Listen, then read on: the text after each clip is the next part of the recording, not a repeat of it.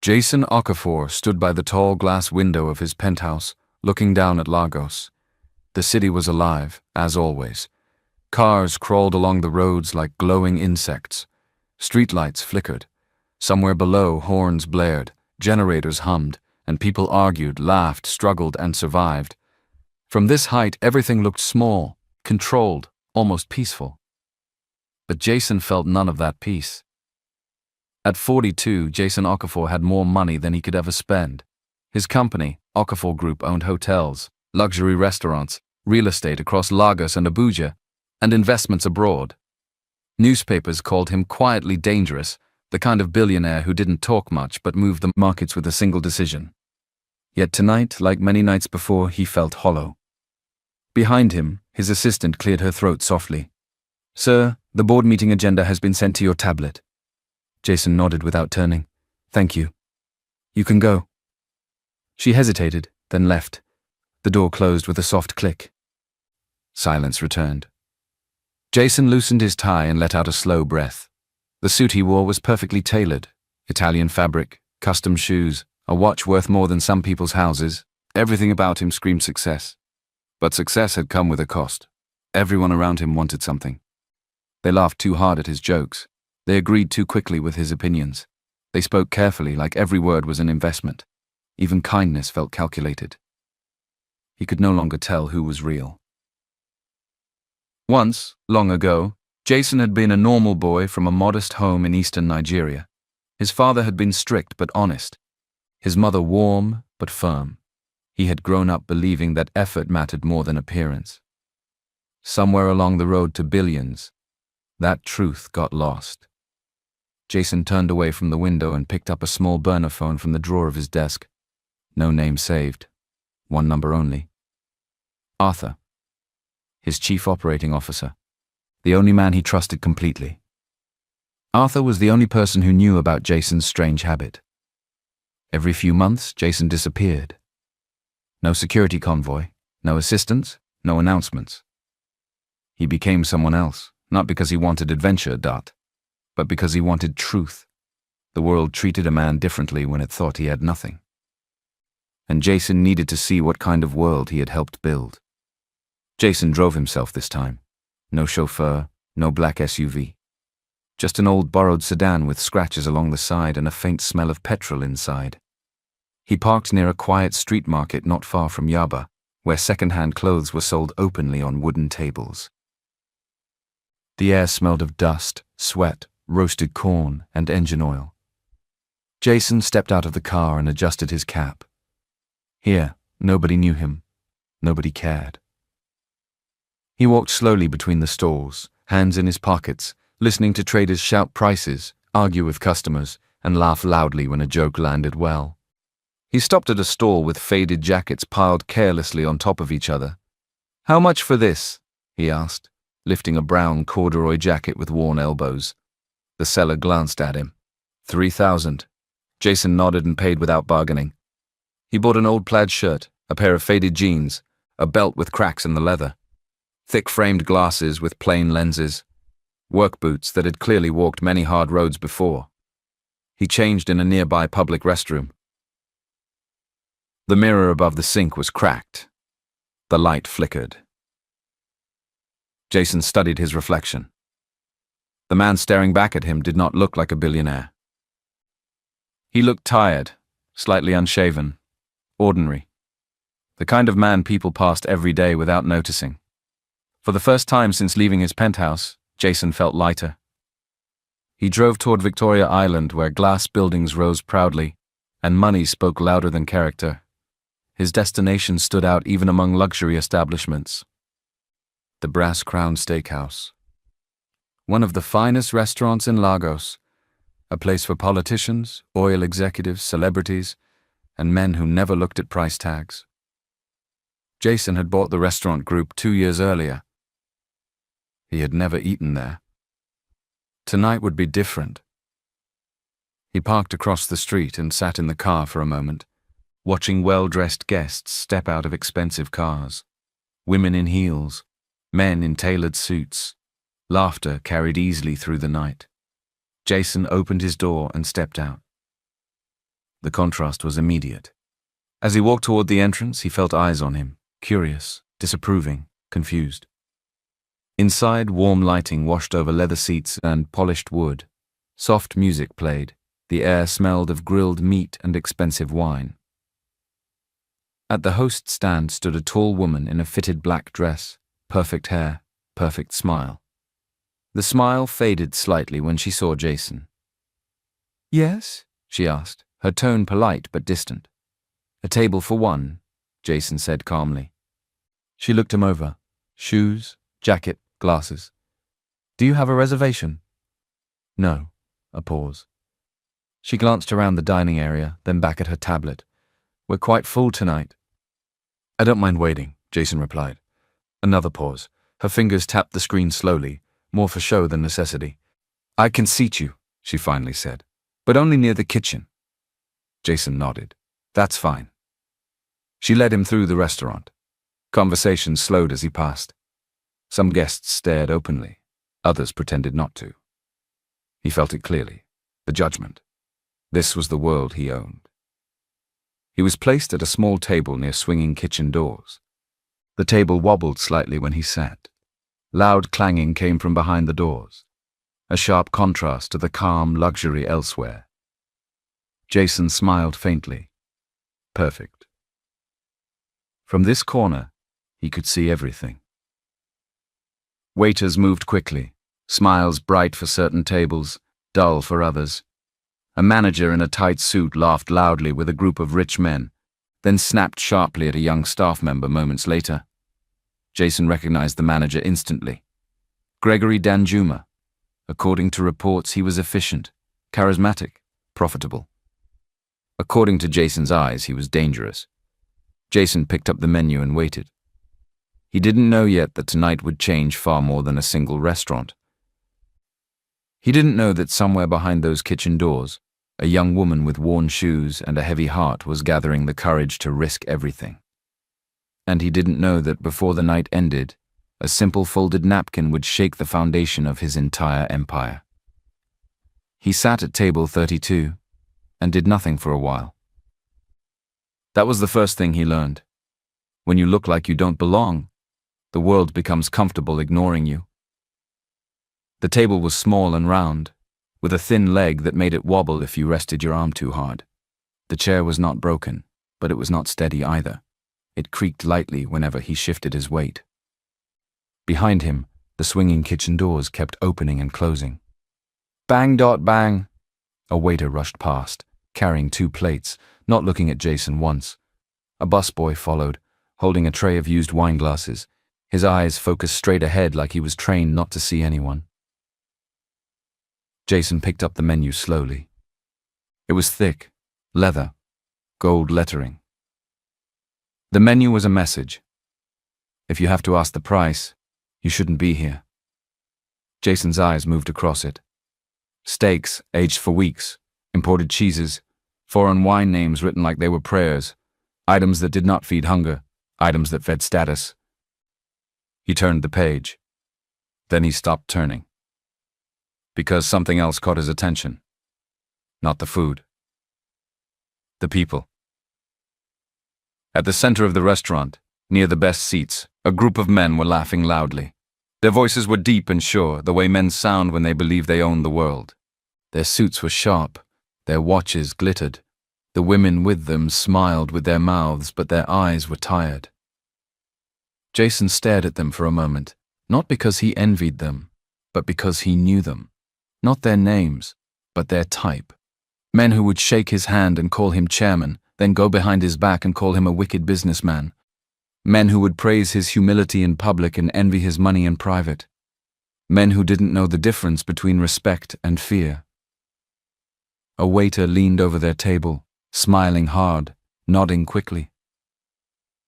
Jason watched the waiter's face. It was the same face people wore around him. A face that said, "I see money, not a person." Jason looked around. 2 tables away, a couple sat near the window. The woman's phone was propped up beside her glass. She wasn't eating. She was taking pictures. She angled the fork dot. She adjusted the lighting dot. She smiled at the camera. A waiter stood nearby, waiting patiently, like a statue. Jason noticed something simple. The waiter's back was slightly bent toward her table, like a bow.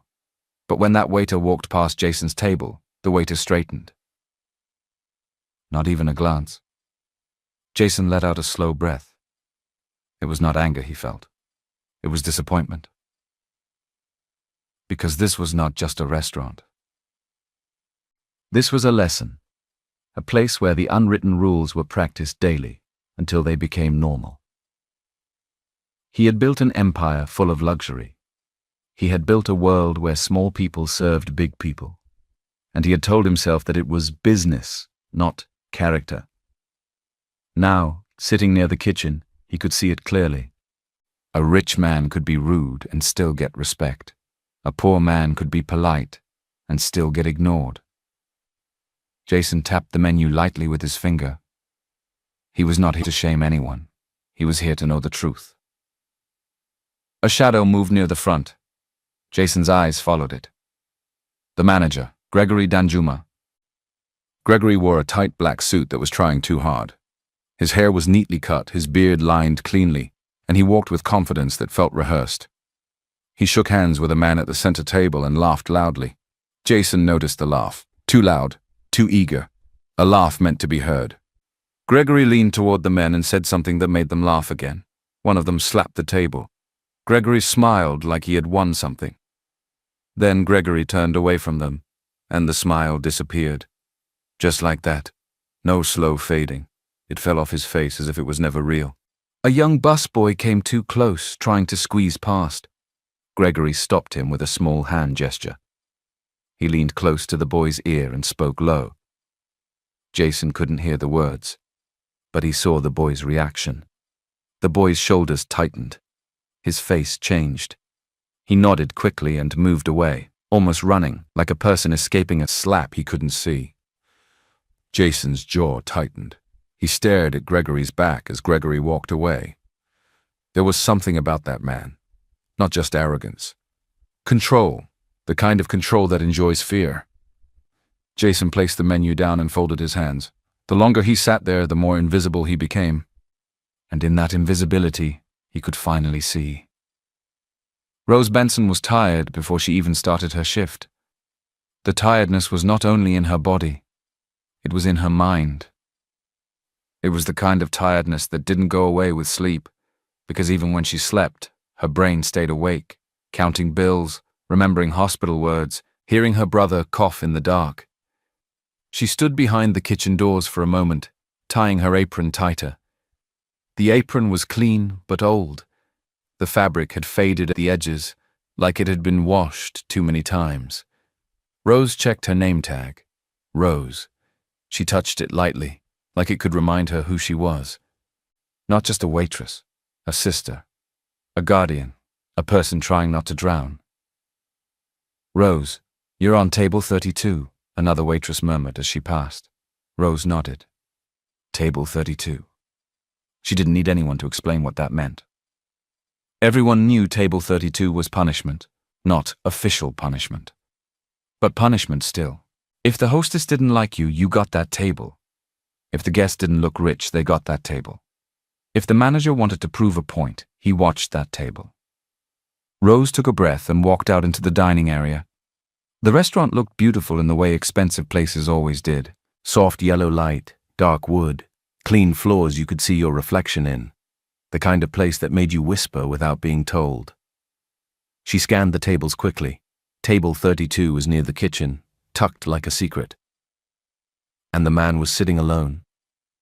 Rose slowed slightly as she approached. He didn't look rich, that was obvious. His jacket was old, his jeans were faded, his boots were worn. But there was something else. He was calm. He wasn't looking around like someone desperate to be noticed. He wasn't snapping his fingers. He wasn't waving anyone down. He was just watching. Not like a poor man hoping for kindness. Like a man studying a room. Rose stopped at the table and gave her professional smile. "Good evening, sir," she said. "My name is Rose. I'll be taking care of you tonight." The man looked up. His eyes were sharp but not cruel. He didn't stare at her body. He didn't look at her like she was below him. He looked at her like she was human. "Good evening," he replied. Rose nodded slightly. "What can I get you to drink?" He glanced at the menu for a second, then answered calmly, "The cheapest beer." Rose waited. She expected a little pause inside herself, maybe a little disappointment because tips mattered. But nothing came. She simply nodded. Of course. And she meant it. As she turned to walk away, Rose felt that familiar pain in her shoes. The soles were worn. The back heel was weak. She had promised herself she would buy a new pair this month. But then Kevin had his test again. And the money disappeared before it even entered her hand. She returned with the beer and placed it gently on the table. Rose kept her hands steady. She had learned how. When your life is falling apart, you learn to keep your hands steady. "Please let me know when you're ready to order," she said. "Thank you," the man replied. Rose nodded and walked away. But after only a few steps, she glanced back without meaning to. The man was still watching the room. And for some reason, Rose felt something she hadn't felt in a long time. Not hope, not yet, but curiosity. Gregory Danjuma loved the restaurant at night. Not because of the food, not because of the music. Because of the power. This place was like a stage. And he was the man who controlled the lights. Gregory stood near the host station, with one hand on his tablet, pretending to check reservations. He already knew the list by heart. He just liked looking important. He watched rich guests enter. He watched how the hostess's smile became sweeter when a designer handbag appeared. He watched how waiters hurried faster when the guest wore a watch worth a car. That was how the world worked. And Gregory respected the world, because the world respected money. Then he noticed table 32 again. The man was still there, still calm. Gregory narrowed his eyes slightly. A man who looked like that should not be comfortable in a place like this. Normally those ones either begged for attention, or they left quickly out of shame. But this one didn't look ashamed. Gregory's eyes followed him. Old jacket, thick glasses, work boots, and yet he sat like he belonged. Gregory didn't like that. He shifted his attention and spotted Rose at the bar area, picking up an order. Rose Benson. Gregory's mouth tightened slightly. That girl annoyed him, not because she was rude. No, because she was quiet. Quiet people listened more than they spoke. Quiet people noticed patterns. Quiet people stored things. And Gregory did not like staff that stored things. He wanted staff that forgot. He wanted staff that obeyed. A waiter walked up to him. "Sir, table 5 asked if they can see the wine list again." Gregory's smile returned instantly, like a mask sliding into place. "Of course. Tell them I'll be there personally." The waiter hurried away. Gregory walked to table 5 with confidence and greeted the guests warmly. "Good evening, gentlemen. Enjoying yourselves?" They smiled at him like he mattered. Gregory soaked it in. Then as he stood there, his eyes drifted again to table 32. The man at table 32 looked up at the same moment. Their eyes met across the room. Gregory felt something small and cold in his stomach. Not fear, not exactly, more like irritation. Like a rat that refused to run when you stomped your foot. He broke eye contact first and forced another laugh for the guests at table 5. But inside his mind, a decision formed quietly. Watch that table. Watch Rose, because Gregory had a rule of his own. Anyone who didn't play their role had to be reminded of it. Rose did not take her break during her shift. She almost never did. Break time was when some staff sat behind the kitchen, ate fast, and laughed at small jokes to feel normal for 5 minutes. But Rose used her break time to count tips, calculate transport money, and check her phone for hospital messages. Tonight her phone stayed silent for too long.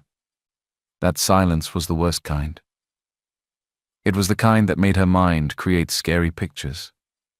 What if Kevin's breathing became worse again? What if the oxygen finished?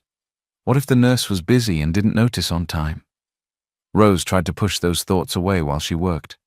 She moved from table to table, poured water, carried plates, cleaned spills, smiled when she had to, and kept her voice calm, like nothing inside her was shaking. But inside, her worry grew. When she finally saw the wall clock near the service station move past 11:30 p.m., she felt her chest loosen slightly. Closing time was close. She could leave soon. And the first thing she would do once she got outside was call the ward herself, even if the nurse got angry. The final guests were the usual type: men who stayed too long because they enjoyed being served, women who kept taking pictures, people who spoke loudly because they liked hearing their own voice in expensive places. Rose smiled when she had to, but her smile was thin. Near midnight, the restaurant started to slow down. The music dropped lower. The kitchen noise softened, some lights dimmed. Waiters began wiping tables and stacking chairs. A busboy swept quietly, dragging the broom across the floor with tired hands. Rose returned to the back and untied her apron. She could feel the sweat dried on her skin. Her hair, pulled back tightly, made her scalp ache. Her feet felt like they were filled with hot stones. She walked into the staff room and sat down for a moment, not because she wanted to rest, but because her body simply refused to keep standing without permission. The staff room smelled like stale coffee and tired people. A girl in another uniform was complaining about her boyfriend. "He didn't even call me today," the girl said, rolling her eyes. "Imagine, after I cooked for him yesterday." Another worker laughed. Rose listened without reacting. She didn't envy them, not really. She just felt like she lived in a different world. Her own phone buzzed suddenly. Rose's heart jumped. She grabbed it quickly, almost dropping it. Kevin. A message. "I'm okay. Nurse says breathing better. Don't panic, please." Rose stared at the screen like she didn't trust it. Then she exhaled slowly. "Thank God," she whispered, her voice so low nobody heard. Her eyes stung. Not tears of happiness exactly, more like tears of relief mixed with exhaustion. She typed back quickly, her thumbs moving fast. "I'm coming now. Did you eat? I'll bring something small." A reply came almost immediately. "I ate biscuit. Don't worry, just come." Rose stood up. She changed into a simple black dress and flat slippers that were almost as worn as her work shoes. She combed her fingers through her hair, checked her face in the small cracked mirror, and tried to look like someone whose life wasn't hanging by a thread. Before she left, she counted her money. Not because she enjoyed it, because she had to. Transportfare.smallfood.hospitalwater.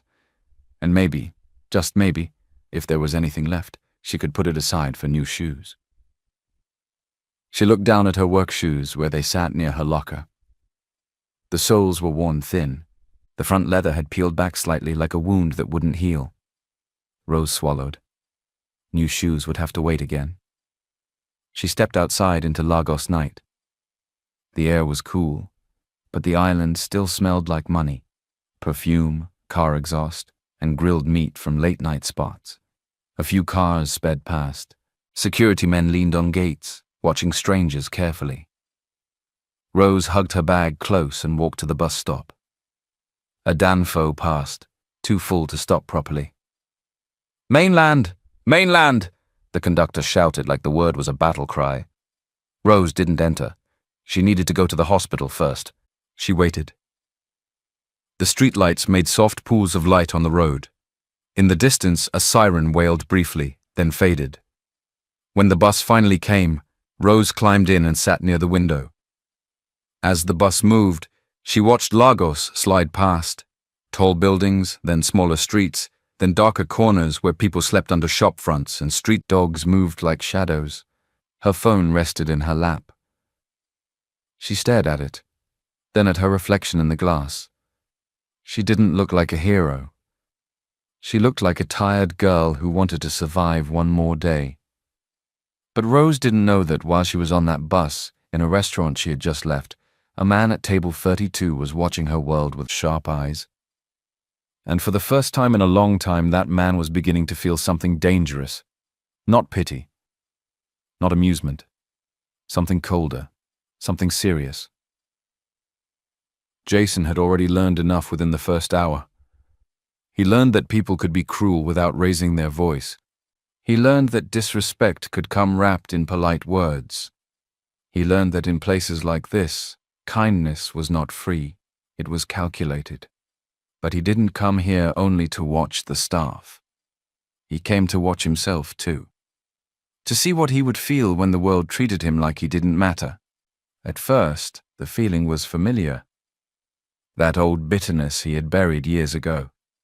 Because there was a time he had been treated like this. Before success, before connections, before private elevators and boardrooms. Back then he had promised himself something. If I ever become powerful, I will never use power to crush people. Yet here he was, the owner of a restaurant, where power crushed people, quietly, every day. Jason sat at table 32, with his menu open but his mind elsewhere. He watched how long it took before anyone checked on him. 10 minutes, 15.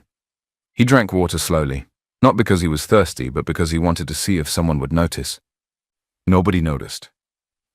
A waiter passed close to him, carrying a tray of cocktails. The waiter's eyes moved over Jason like he was glass. Invisible. Jason almost laughed. Not because it was funny, because it was accurate. He lowered the menu slightly and looked toward the center of the restaurant.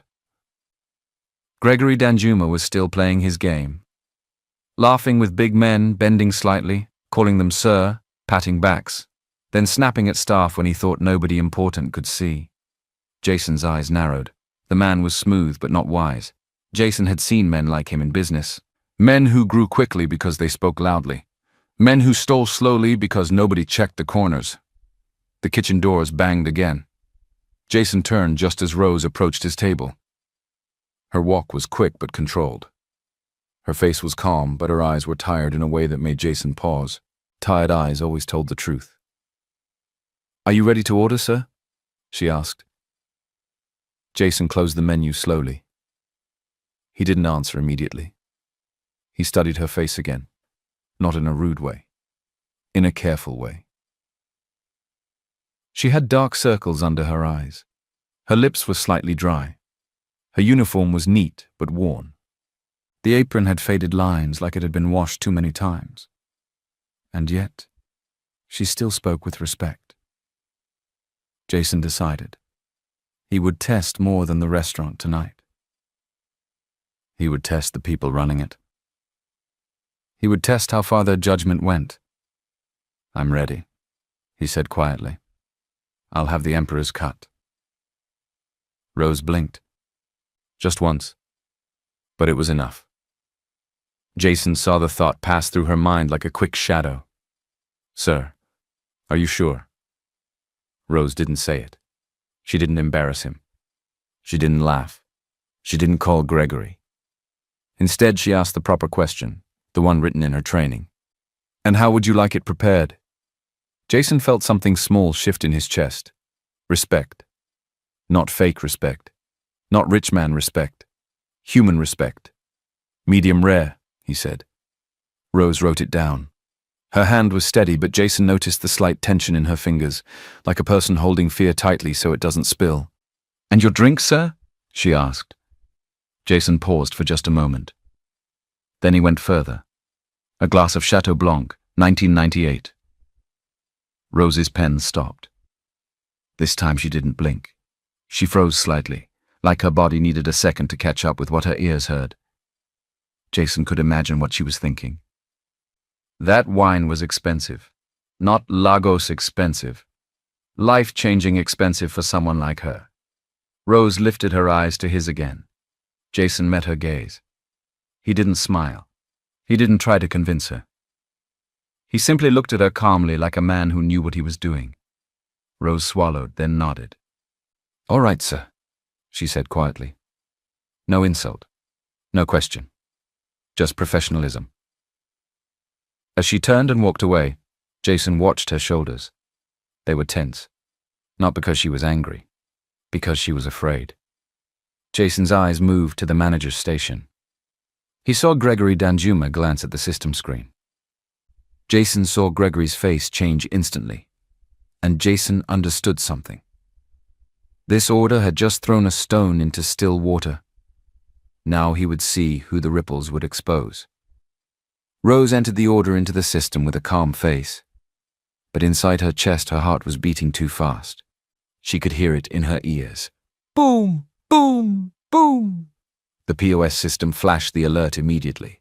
High-value order. Rose stared at the red warning for half a second. Then she clicked confirm, because what else could she do?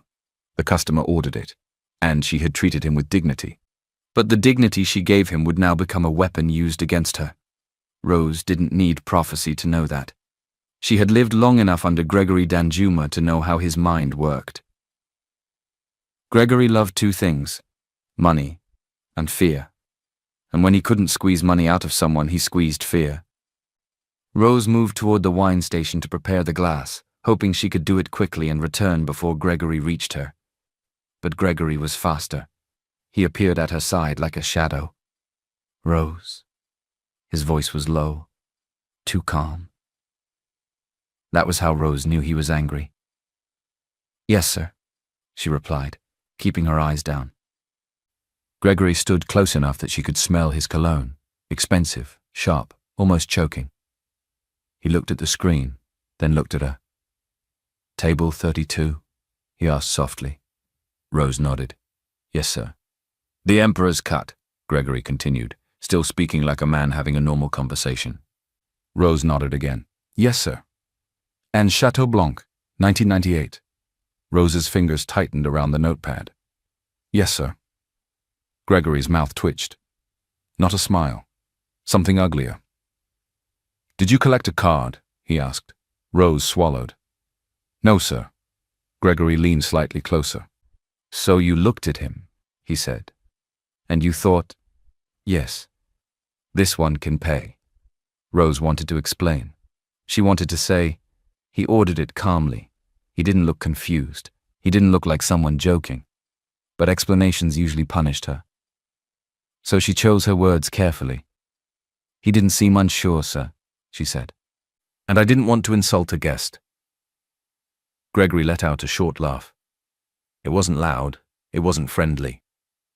It was the laugh of a man who enjoyed watching people beg. "Insult a guest," he repeated. "Rose, you're very funny." Rose kept her face straight.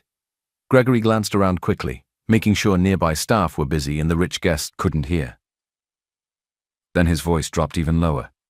"That man is a problem," Gregory said. "Do you understand?" Rose nodded. "Yes, sir." "And if he eats and runs," Gregory continued, "you will pay." Rose's stomach turned. Her mouth went dry. "Sir," she started. Gregory lifted a finger, a small gesture. But Rose stopped immediately. Gregory stepped closer. Now his face was only inches from hers. "You already owe," he whispered. Rose's throat tightened. That word again. "Oh." Gregory enjoyed saying it because he knew it could choke the air out of her. "Your little inventory mistake," he said softly. "Remember?" Rose remembered. Of course she remembered. She remembered the day she entered the wrong number because she had spent the night at the hospital with Kevin. She remembered Gregory calling her into his office. She remembered how he turned a small mistake into a giant debt. She remembered how he smiled while doing it. Rose's eyes lowered. "Yes, sir," she said quietly. Gregory's breath brushed her cheek as he spoke. "If that man cannot pay," he whispered, "you'll pay the stake in the wine. Every naira. On top of what you already owe me." Rose felt dizzy for a second. That wine alone could wipe her out. That steak alone could swallow her salary. Gregory leaned back slightly, enjoying the fear on her face. Then he delivered the real poison. "And don't forget," he said, his voice still smooth, "I know about your brother's treatment schedule." Rose froze. Her fingers went numb. Gregory watched her reaction like he was watching a movie. "If I make one call," he continued calmly, "and tell them you've been dismissed, your insurance details and employment letter will be questioned. You understand what I'm saying, right?" Rose's chest squeezed. She nodded slowly. Yes, sir. Gregory's smile returned briefly, thin and satisfied. Good, he said. Then do your job, and don't try to be a hero. He adjusted his suit jacket and walked away as if nothing happened. Rose stood still for a moment. Her legs felt weak. She turned toward table 32 with the wine bottle in her hand, trying to keep her face calm. Because in places like this, if you show fear, the wrong people smell it. As she walked, she looked at the man at table 32. Jason, still sitting calmly, still watching. When she reached the table, she poured the wine carefully, the way she had been trained. Her hands did not shake, but her heart was shaking enough for her whole body. Jason looked up at her, and for a second Rose thought he might say something. Not about the wine, about what he saw. Instead, he simply asked, in a quiet voice that felt almost gentle, "Is everything all right?" Rose smiled professionally. The smile was smooth, perfect. A lie that kept her alive. "Yes, sir," she said. "Everything is fine." But Jason's eyes didn't move away. He knew, and Rose knew that he knew. And somehow that made the fear inside her shift into something else, something dangerous, something that could become courage. Jason did not touch the wine immediately. He held the glass lightly by the stem and watched the deep color of it as Rose stepped away. The wine smelled expensive, even before he tasted it. But Jason's mind was no longer on food. It was on Rose. It was on the water, she said, "Everything is fine," with a smile that didn't reach her eyes. He had seen that smile before. Not in restaurants, in boardrooms, in offices, in people who feared the person standing over them, but had learned to pretend they didn't. Jason turned his head slightly and looked across the room. Gregory Danjuma was back near the host stand, speaking to the hostess. His body language was relaxed again, but his eyes were sharp. He kept looking toward table 32 like the table had suddenly become personal. Jason lowered the glass and finally took a sip. The wine was excellent. But Jason didn't feel pleasure. He felt anger. Quiet anger. The kind that doesn't explode. It settles. He took another slow sip and watched. Rose moved from table to table. She kept her shoulders straight. She kept her voice steady. She smiled politely. She did her job like someone who couldn't afford mistakes. And yet Jason kept noticing small things. When Rose passed Gregory, her body stiffened slightly. Not enough for customers to see, but enough for someone watching closely. Gregory spoke to her twice without smiling. Each time, Rose nodded quickly and walked away faster than she had been walking before. Jason leaned back in his chair. This was not just a strict manager. This was fear. Real fear. Jason's fingers tightened slightly around the glass. He told himself to be careful. He couldn't just storm into the restaurant and accuse a manager based on his instincts. That was not how things worked. That was not evidence. But he also knew this. His company had always been built on one promise: quality. If that promise was being broken under his nose, then everything he owned could rot from the inside without anyone noticing. Jason picked up his fork and began eating. Not quickly, slowly. He tasted the steak like a man tasting a lie. Every bite was perfect, cooked well, served well. But the perfection now looked different to him, like a painted wall hiding cracks. Rose returned once to check on him. "How is everything, sir?" she asked. Jason looked up at her. "You've done well," he said quietly. Rose blinked. Then she gave a small professional smile. "Thank you, sir," she said. Jason hesitated. He wanted to ask, "What is he doing to you?" But he didn't. Not here. Not with Gregory's eyes watching from across the room. Instead, he asked something simpler. "Do you like working here?" he asked gently, like a man making small talk. Rose's hand tightened around her notepad for a second. "Yes, sir," she replied quickly. It was too quick. Jason nodded slow, as if he accepted the answer. But inside, he knew it was another lie for survival. Rose began to step away, Then Jason spoke again, keeping his voice low. "Your shoes," he said. Rose paused. She looked down without meaning to. Jason continued softly. "You've been working too hard." Rose swallowed. Her mouth opened slightly, like she wanted to speak, but words didn't come out. In a place like this, words could destroy you. She forced a smile. "It's normal, sir," she said. "We all work hard." Then she walked away quickly, as if staying near him too long could be dangerous. Jason watched her go. His appetite was gone now.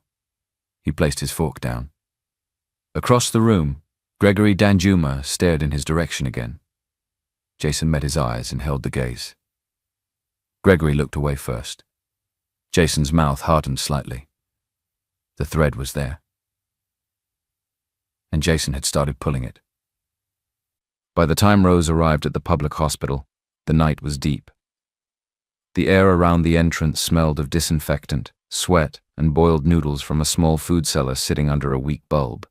People sat on benches, some sleeping upright, some crying quietly, some holding their stomachs, their heads, their babies. Hospitals didn't close. Pain didn't respect time. Rose walked fast, her bag pressed to her side. She passed a security man who barely looked up, then climbed the stairs to the ward. The corridor lights flickered. A nurse walked past, carrying a file, her face tired and blank. Rose reached the door and paused, not because she was afraid of what she would see, because she needed 1 second to prepare herself. Then she pushed the door open. Kevin lay on the bed closest to the window. He was thin, too thin for 17. His cheeks had sunk a bit. His eyes looked older than they should. But when he saw Rose, his face softened.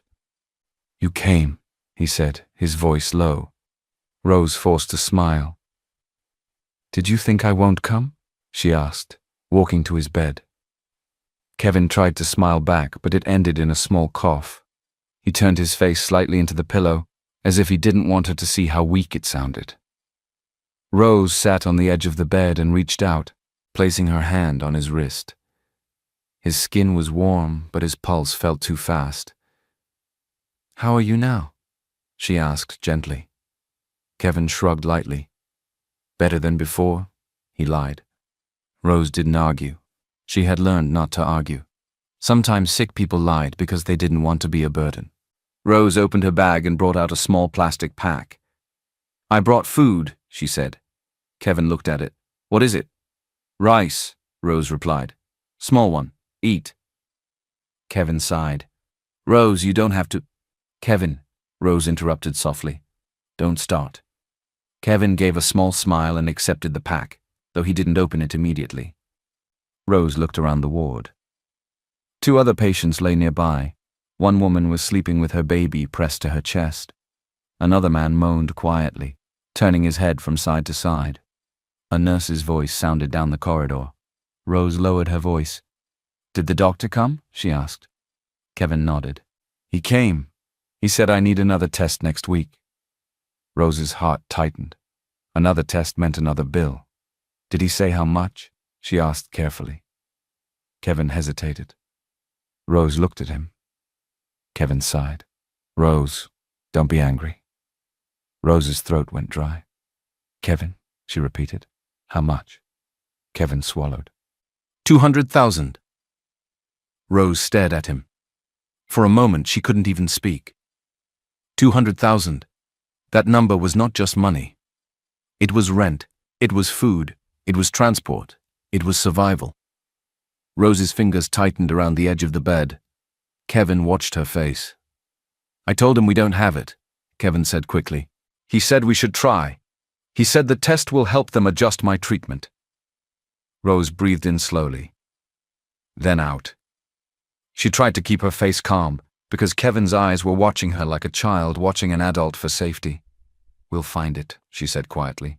Kevin shook his head slowly. "How?" he asked, his voice breaking slightly. "Rose, you're killing yourself." Rose forced a small smile. "Don't talk like that," she said. "You're not dying, you're just sick, and we will handle it." Kevin's eyes filled slightly. "Sometimes I wish I didn't exist," he whispered. Rose's heart cracked. She reached for his face gently. "Don't ever say that again," she said softly but firmly. "Do you hear me?" Kevin looked away. Rose leaned closer. "You are the reason I'm still standing," she said. Kevin blinked hard. Rose sat back again. Her phone buzzed in her bag. She ignored it. Nothing mattered more than this bed. After a while, Kevin asked quietly, "How was work?" Rose paused. She could have said, "Fine." But Kevin knew her too well. Rose stared at her hands. "There was a man," she said slowly. Kevin looked at her. "What man?" Rose hesitated again. "A customer," she said. "He sat at the bad table near the kitchen." Kevin frowned. "That table you always complain about?" Rose gave a small nod. "Yes." "What happened?" Rose's eyes narrowed slightly, remembering. "He didn't act like other people," she said quietly. "He looked poor, but he carried himself like he wasn't afraid of anybody." Kevin studied her face. "And?" Rose swallowed. "And he ordered the most expensive steak," she whispered. Kevin's eyes widened. "Ah, he wanted to disgrace you." Rose shook her head slowly. "No, that's the thing. He didn't look like someone joking." Kevin stared at her. "So what did Greg say?" Rose's stomach tightened at the name. She didn't answer immediately. Kevin's face hardened. "He threatened you again," Kevin said, not as a question. Rose breathed out slowly. "Yes." Kevin looked down at his hands. "I hate that man," he whispered. Rose said nothing. Because hate wouldn't pay hospital bills. Rose stayed with Kevin until he slept. When his breathing became steady, she pulled her chair back slightly and rested her head against the wall. Her eyes closed, but her mind stayed awake, because she knew the truth. This was not a life. This was a trap, and she didn't know how long she could keep pretending she was okay. Rose returned to the restaurant the next day with heavy eyes. She hadn't slept well. She had left the hospital early morning, gone home to wash quickly, then returned for her shift. Her body moved like it belonged to someone else. But she still arrived early. She still wore her uniform neatly. She still tied her hair back tightly, because showing weakness at work was like bleeding in front of a predator. And Gregory Danjuma was always hungry. The restaurant was busy again that night. The island crowd came in waves. A table of bankers, a table of politicians, a table of influencers with cameras and bright laughter. Rose moved quietly through it all, doing her work. Then around 9 p.m., she saw him again. The man from table 32. The poor man with the calm eyes. He was seated at the same table again. Rose froze slightly near the service station. Why did he come back?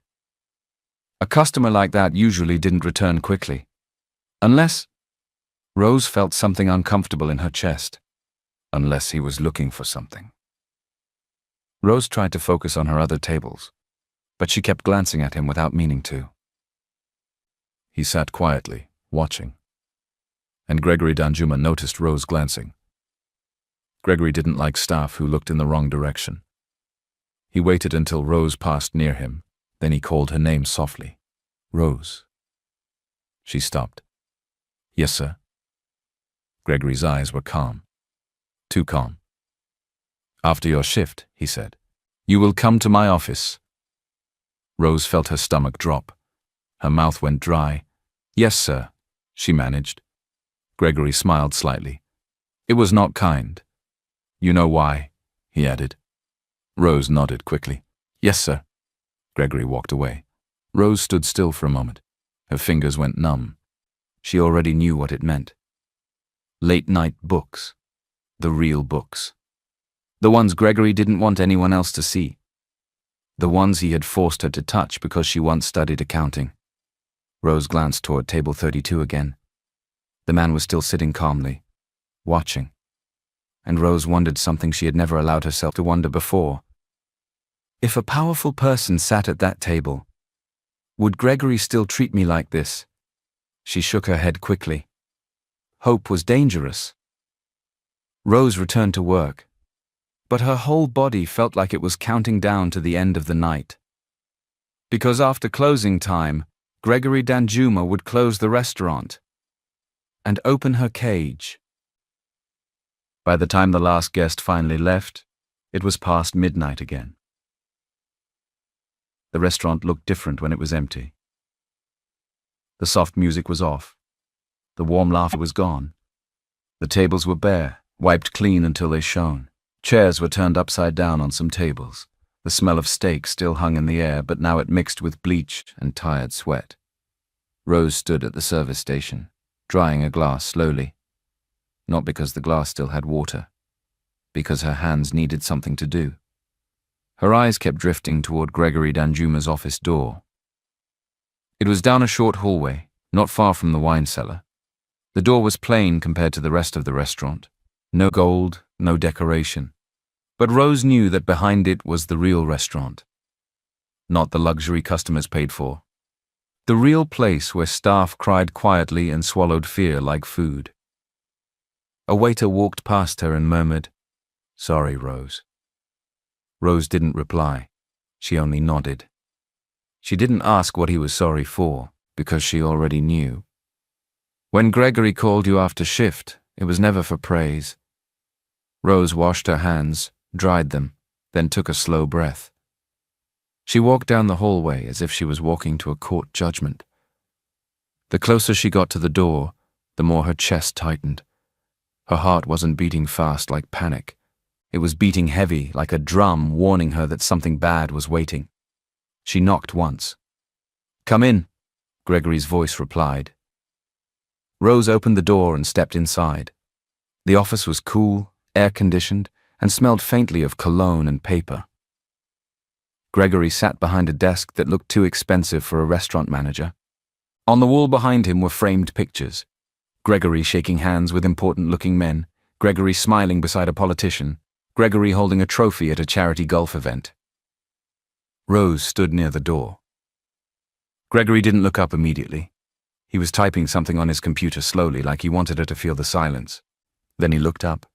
"Sit," he said. Rose sat on the chair opposite him. Gregory leaned back slightly.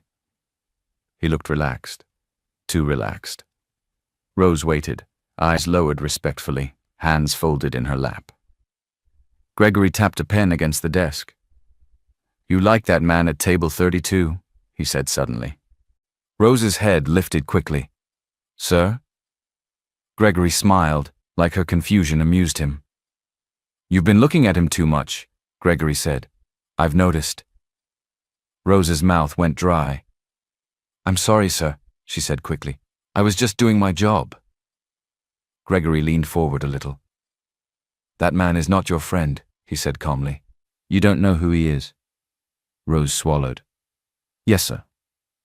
Gregory watched her for a moment, then sighed dramatically like she was tiring him. "Okay," he said, waving a hand. "Let's do what we came here for."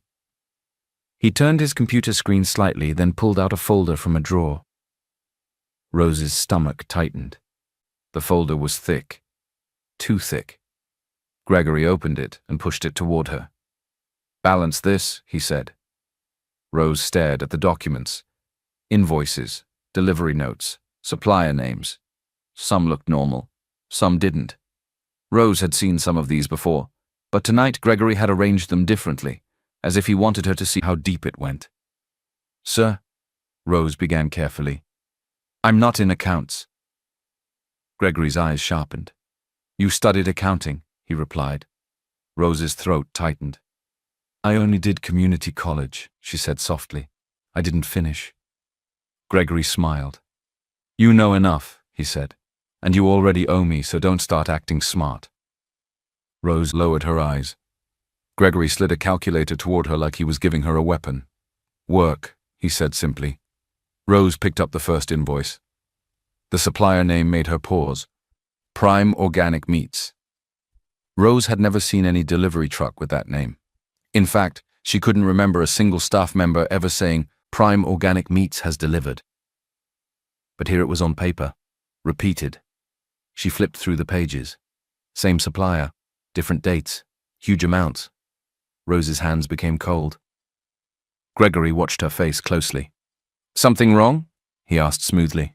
Rose forced her voice to stay calm. No, sir, she lied. Gregory nodded like he was satisfied.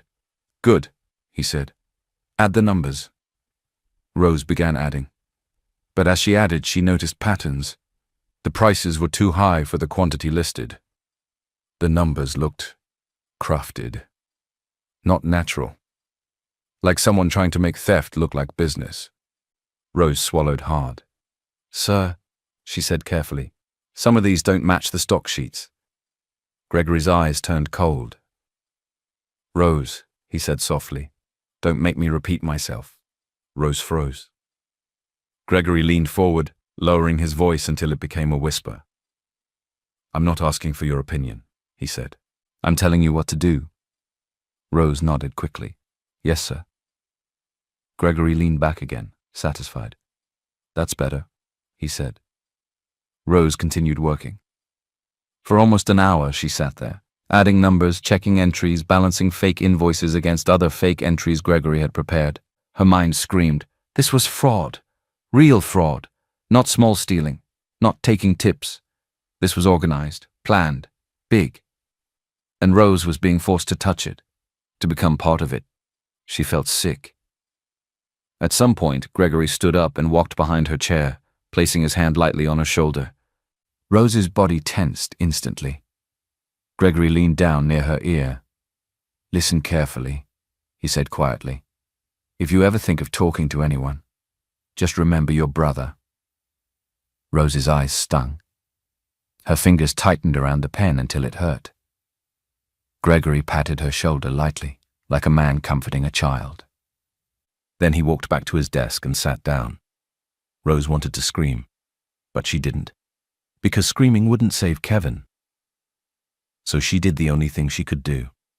She kept working. Jason returned to the restaurant because he couldn't let it go. He told himself it was business. He told himself it was quality control.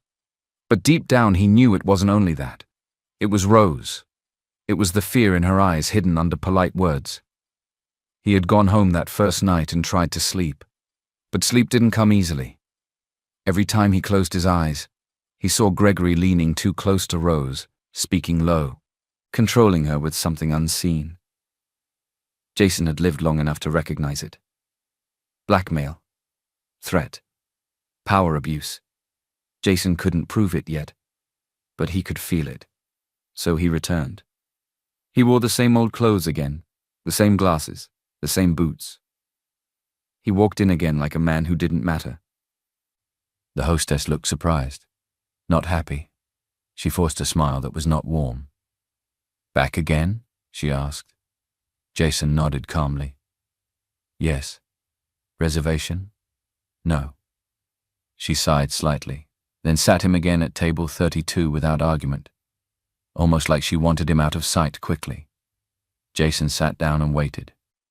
He watched the dining room again. Gregory was there again, playing the same game, smiling loudly at rich guests, snapping at staff, acting like king of the room. Jason's eyes narrowed. Then Rose appeared. She froze when she saw him, not because she hated him, because she was shocked. Jason noticed how quickly she recovered. Her face smoothed over.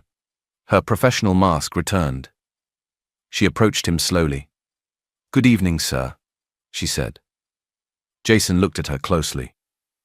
Her eyes looked more tired tonight, like she hadn't slept, like someone had kept her up late.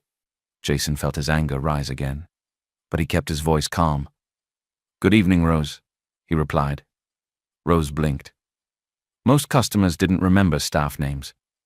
That's nice, she said carefully. Can I get you something to drink? Water first, Jason replied. Thank you. Rose nodded and walked away. Jason watched her. She moved like a person carrying a heavy secret. Not just stress, a secret. And Jason made a decision quietly as he sat at table 32. He would not leave this place until he understood what was happening. Rose returned to Jason's table with water. She placed it down carefully. Are you ready to order? She asked.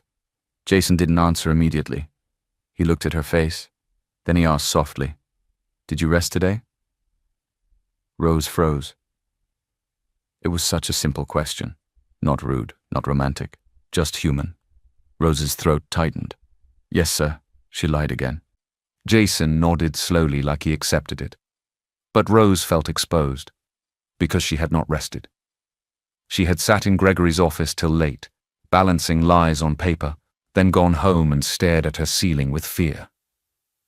Rose swallowed. "Would you like to see the menu?" she asked quickly, trying to regain control. Jason shook his head slowly.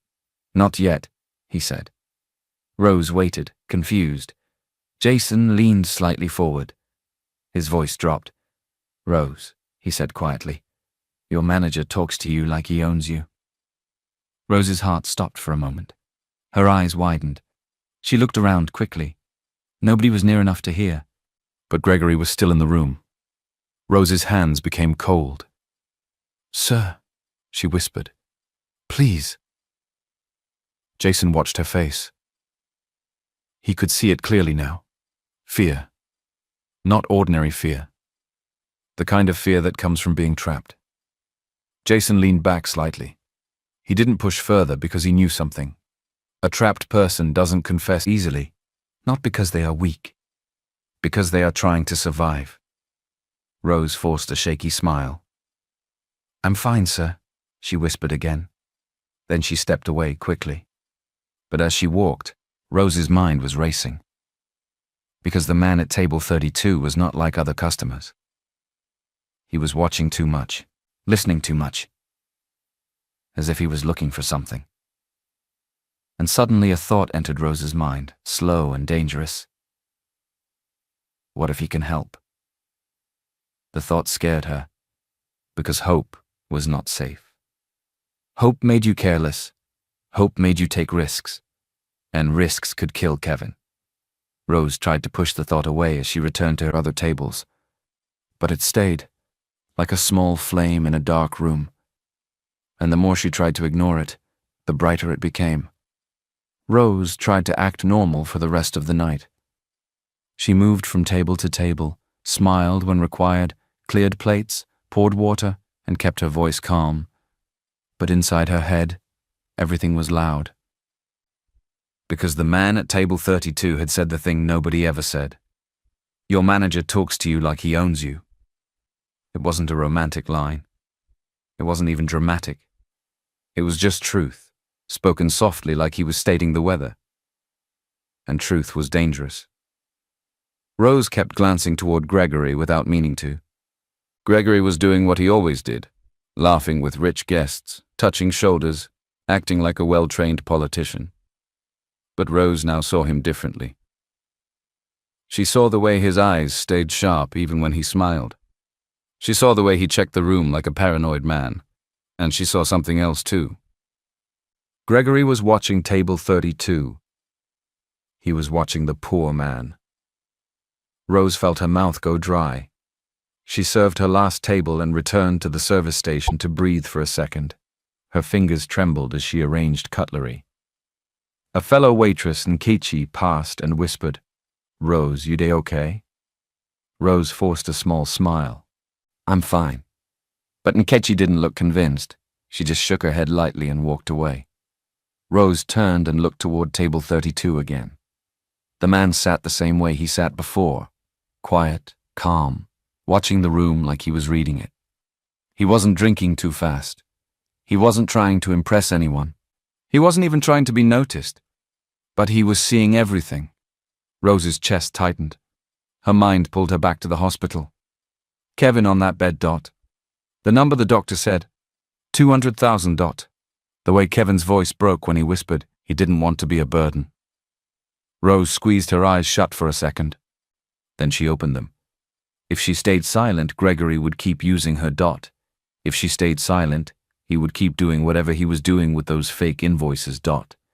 And one day, when the truth finally came out, Gregory would not fall alone. He would drag her name into it. He would say she helped him. And maybe the police would believe him. Maybe the hospital would stop Kevin's care. Maybe everything would collapse. Rose swallowed hard. She couldn't fight Gregory with strength, but she could fight him with proof. That was the only thing that mattered in this world. Proof. Rose waited for a brief moment when the service station was quiet. Then she slipped into the small break room and locked the door. Her hands were shaking now, for real. She pulled a clean white napkin from the stack. The fabric was crisp, too white for how dirty her life felt. She searched her apron pocket and found a pen. The pen shook in her fingers as she stared at the blank napkin. What should she write? Help me sounded weak. My manager is bad sounded like gossip. And writing too much could expose her. She needed to write something short.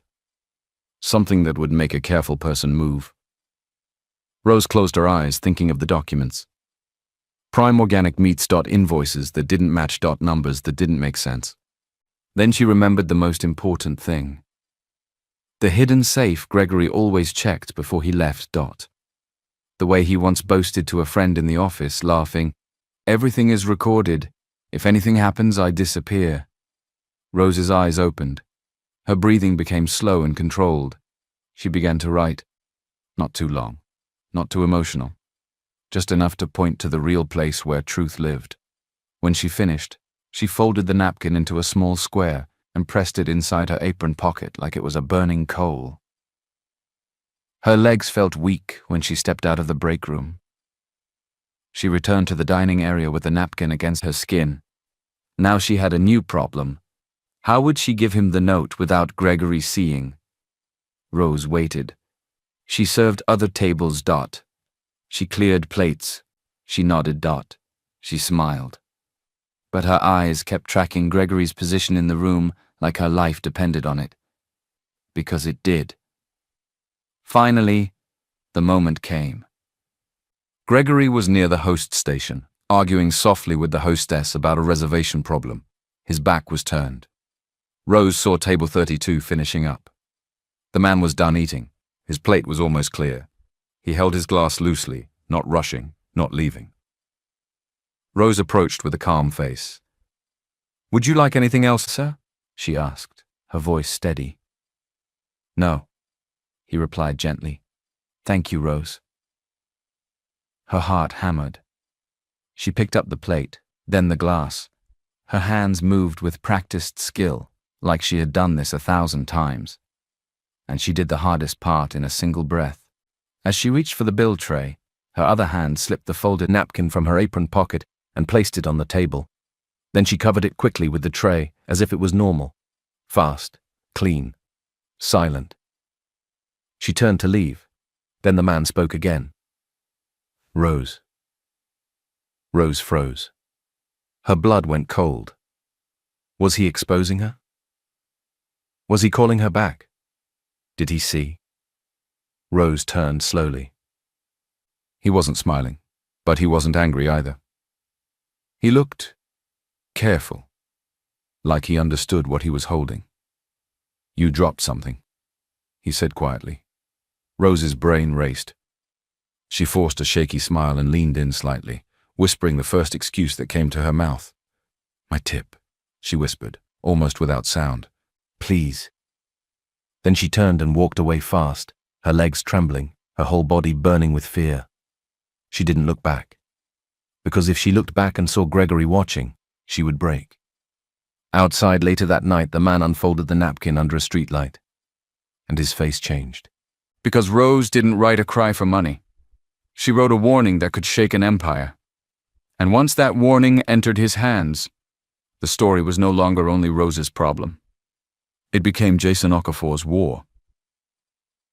Jason did not sleep that night. He sat in a quiet room with the napkin in his hand, reading it over and over, not because the words were long, but because the meaning behind them was heavy.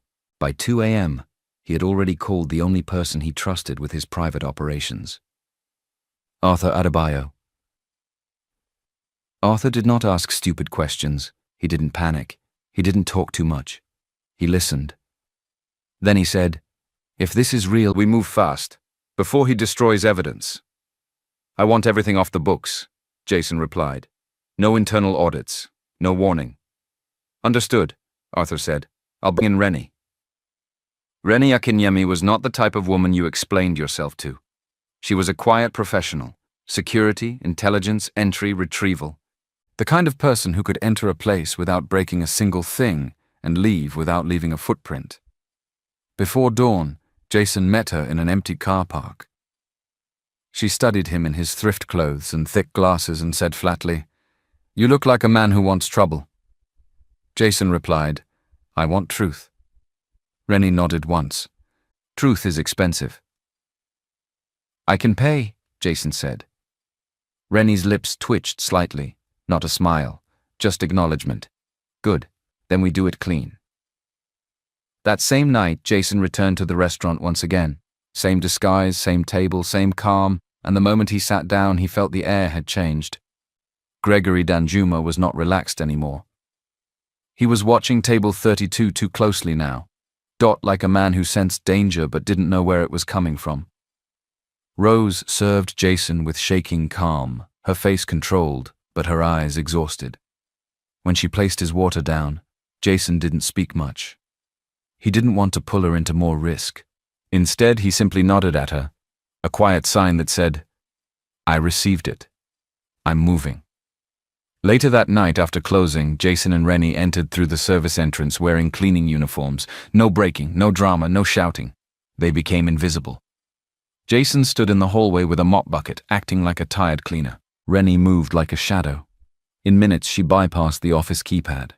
She checked the shelves. She found the hidden safe behind the framed pictures and fake awards.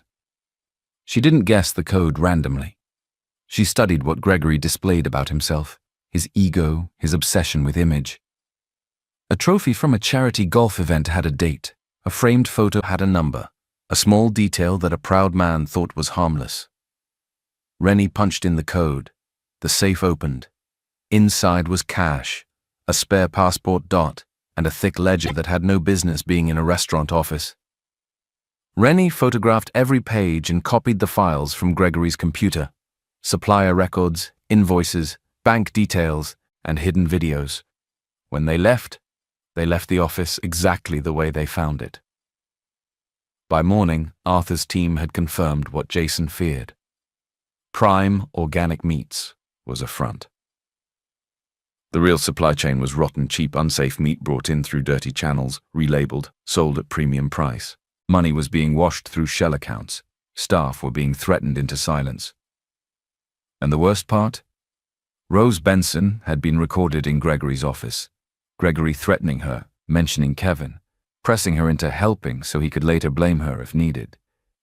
Jason sat quietly as Arthur explained, his voice calm but filled with disgust. "This man is not just stealing," Arthur said. "He's running a criminal operation inside your brand." Jason's jaw tightened. "Today," Jason replied, "he will learn who he was threatening." At 11:45 a.m., 2 black SUVs rolled up to the Brass Crown Steakhouse. Not for show, for closure. Gregory rushed out, smiling hard, thinking maybe a big politician was coming. Then he saw Jason step out, not in thrift clothes, not as poor. Jason wore a simple charcoal suit, clean and sharp, no flashy jewelry, no loud display, just quiet authority. Gregory's smile died on his face. His eyes widened. "Mr. Okafor?" he stammered. Jason walked past him without greeting. He entered the restaurant, his footsteps steady on the polished floor. Staff froze, conversation stopped, even the kitchen seemed to hold its breath. Jason walked straight to table 32 and placed his hand on the wobbly table. "This table," he said calmly, his voice carrying, "showed me what my reports never showed me." Gregory's face drained. Rose stood near the service station holding menus, her hands trembling. She looked like she was about to faint. Jason's eyes moved to her briefly, and his voice softened just a little. "Rose Benson," he called gently. Rose flinched and stepped forward slowly like someone walking to be punished. Gregory's mouth opened quickly. "Sir, I can explain." Jason turned to him, calm and cold. "No," Jason said. "You can answer." He nodded to Arthur and Reni, then to the officers who stepped forward.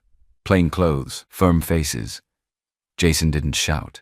He didn't insult. He simply spoke like a man reading a sentence. We have your ledger. We have your supplier trail. We have your bank transfers. And we have your recordings. Gregory stumbled back. This is a misunderstanding, he tried. Arthur held up a tablet, displaying evidence. Rennie added quietly, "It's not a misunderstanding when it's documented." Gregory's lips trembled. He looked around wildly like he wanted someone to save him. Nobody moved. Then Jason said the line that ended everything. "You threatened a young woman using her sick brother," Jason said, his voice low. "You tried to make her your shield. That is the part I find most disgusting." Gregory shook his head rapidly. "She helped me," he blurted, desperate. "She knew." Jason's eyes moved to Rose. "Rose," Jason said gently, "did you help him willingly?" Rose's throat tightened. She looked at Gregory. Then she looked at the floor. Then she lifted her face, and for the first time, her voice did not shake. "No," she said clearly. "He forced me. He used my brother. He said if I talk, my brother will suffer." A stunned silence fell. Gregory's shoulders collapsed. The officers moved in and cuffed him. As they led him away, Gregory tried to speak again, but no one listened. Jason turned back to the staff. "This restaurant will be shut down for inspection," he said. "NAFDAC will do their work. My company will cooperate fully." He looked at Rose again. "Rose," he said quietly, so only she could hear, "you did the right thing." Rose's eyes filled with tears. Jason continued, firm but kind. "Your name is cleared. Your fabricated debt is cancelled, and your brother's treatment will be covered fully starting today." Rose's knees almost gave way. She covered her mouth with her hand. Jason didn't make it a show. He didn't announce it like charity, he just stated it like justice. Arthur stepped forward. "We'll set up a medical trust for Kevin Benson immediately." Rose nodded repeatedly, tears falling freely now. Jason finished with the final closure, the part that tied the story like a knot. "And as for you," he told Rose, "you won't be waiting tables here again. Not because serving is shameful, but because you have integrity, and this company needs that where it matters." Rose stared at him, confused. Jason said it plainly, in simple words. "I'm creating a role for you, ethics and supply oversight. You'll work with my team. You'll help protect staff and protect the supply chain. You'll report directly to Arthur and to me." Rose's lips trembled. "But You're not just anything," Jason said softly. "You were brave when fear was cheaper." Rose didn't have words. She only nodded and cried. Later, after the officers left, after the staff slowly returned to movement, Jason walked back to table 32 one last time. He touched the wobbly table again and said quietly, almost to himself, "This table will stay, not as punishment, as a reminder. Because the truth didn't live in the best seat in the house. Sometimes, the truth lived near the kitchen door, where a tired young woman with worn shoes decided to do what was right." That evening, Rose went to the hospital and held Kevin's hand. And this time, when she said, "We'll be fine," it wasn't a lie. It was the first real truth she had spoken in a long time. And Jason Okafor went back to his glass kingdom, not feeling empty for once, because he had finally found what he came searching for. Not loyalty money could buy, but honesty that risked everything.